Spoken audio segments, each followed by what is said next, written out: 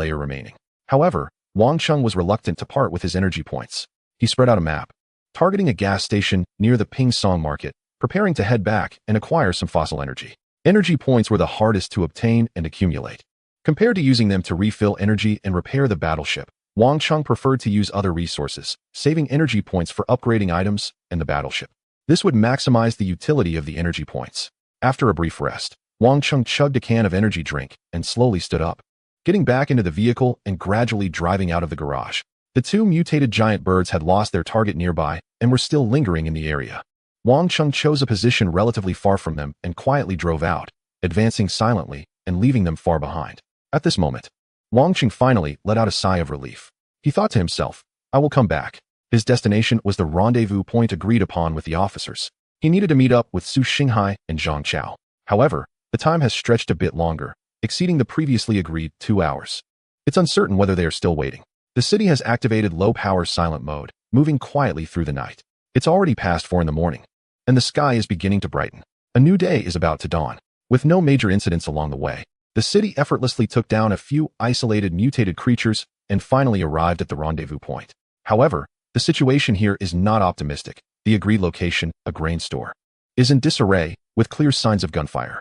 There are numerous monster corpses on the ground, as well as human remains. The city jumped out of the vehicle and moved inward, discovering that a fierce battle had erupted here. However, he breathed a sigh of relief upon not seeing the officer or perhaps the bodies of Xinghai and Zhang Chao. They are still alive. They might have been forced to relocate due to a monster attack. After all, this is not the time before the apocalypse. Even if someone says they will wait for you, the conditions may not allow it. At this moment, the city's ears perked up slightly as he heard sounds coming from the second floor. He frowned, gripping his shotgun tightly, and cautiously ascended the stairs. He then heard a series of lewd voices.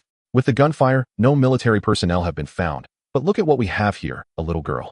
Quite the catch. She might even be a virgin. Whoever comes first, I want to be the first to take a shot. Stealthily making his way to the second floor, he saw a group of men surrounding a girl, closing in on her. The city narrowed his eyes. He recognized these men. They were part of the motorcycle gang he had dealt with earlier, and the girl was none other than the daughter of a significant figure. It seems they heard the gunfire, didn't he find the military, and ended up here by chance. The men were preparing to do something unspeakable to the girl, who was cornered against the wall, eyes downcast, trembling in fear, but no one noticed the fierce look flashing in her eyes.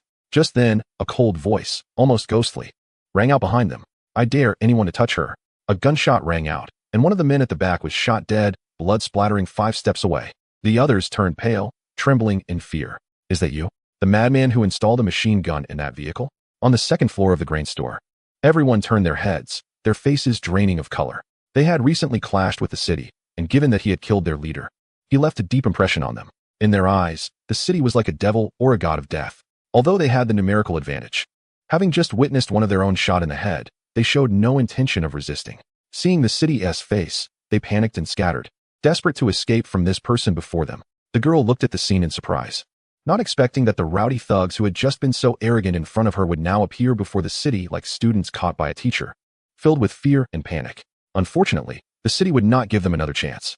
Last time, they had escaped quickly, and with their leader killed, the city was reluctant to waste resources pursuing them.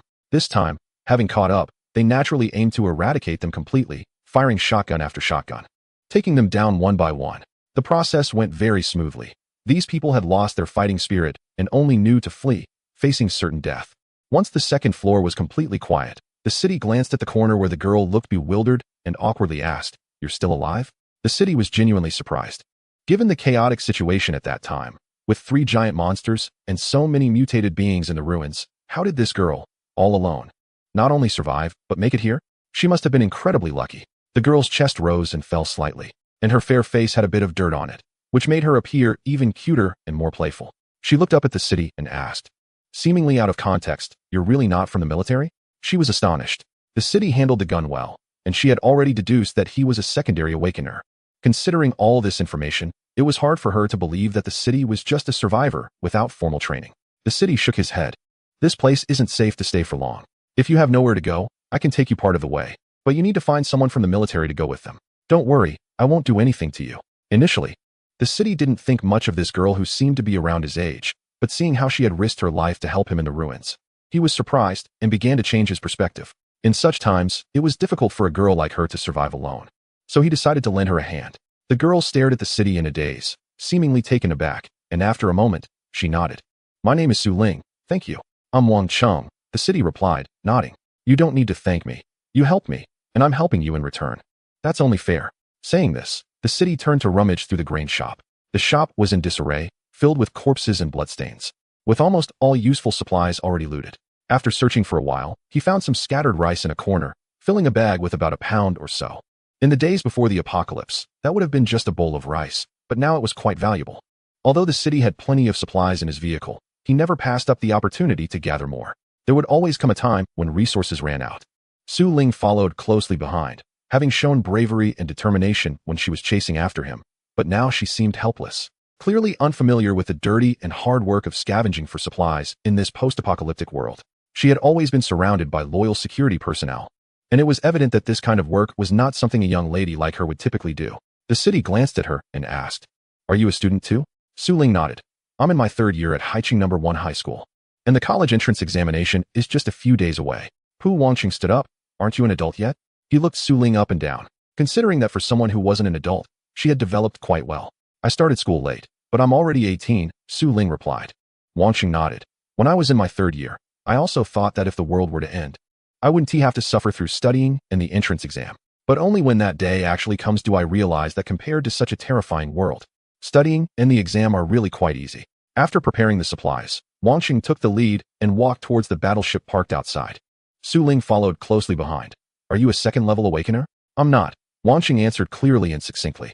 I don't even know how to become a second-level awakener, so please don't ask anymore. In fact, Wangqing did have a vial of special serum for second-level awakening, and he believed that injecting it would elevate his power to that level. However, having learned from his experience with the mutated bird, he understood that even if there weren't significant side effects, it could still lead to high fever and unconsciousness. He didn't want to go through that again and needed to inject it in a completely safe place. But Su Ling, closely following him, said, You were able to burn that terrifying second-level mutated brown bear, and you have that kind of strength and superpower. How could you not be a second-level awakener? Do you know how precious second-level awakeners are? It's said that there isn't a single second-level awakener in the entire Haiqing. If someone can reach that level and provide valuable breakthrough or mutation data, it would give official scientists a direction for research, potentially leading to a universal method that could greatly increase the chances of all first-level awakeners becoming second-level. Su Ling was very focused on second-level awakeners and had an impressive perspective on the bigger picture. Wangqing didn't know how to explain it. He wasn't that familiar with Su Ling, so he simply kept silent. He knew his own situation. Even if he injected the second-level serum and gained the strength of a second-level awakener, he was still different from others because he hadn't truly awakened. His power came entirely from the genetic enhancement of the serum, making him akin to a modified soldier, which was quite different from someone like a natural-born deity. As they moved forward, Su Ling noticed Wangqing's somewhat damaged woolen car and was taken aback, pointing to a relatively intact abandoned SUV on the side of the street. Isn't that the car you had before? It looks like this now. Why are you still driving it? Why don't we switch to that car? Su Ling wasn't a bad person, but she clearly belonged to the type that struggled to communicate with others. Wangqing opened the door and got in. You can drive that car. Su Ling had no choice but to follow him reluctantly. She wanted to stay with Wangqing. Wangqing started the battleship and glanced at the dwindling energy levels, feeling a bit worried. What should we do now? Wangqing Dao said. First, let's look for traces around. If we can find my brothers, we can join up with the military, and you can meet directly with your 2 bodyguards. If not, we'll head to the nearest gas station in Pingsong to refuel. Su Ling nodded, and suddenly her gaze shifted as she saw something.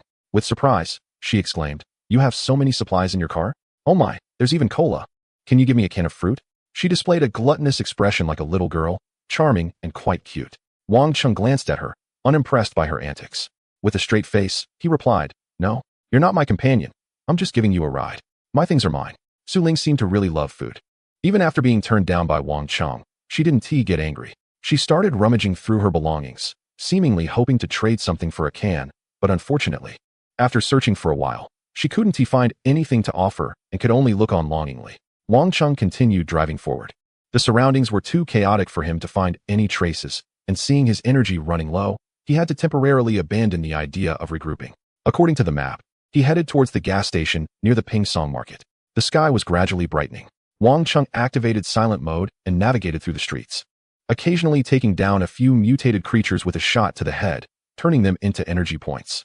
His energy points were steadily increasing, having already reached over 280, with 300 within reach. Wang Chung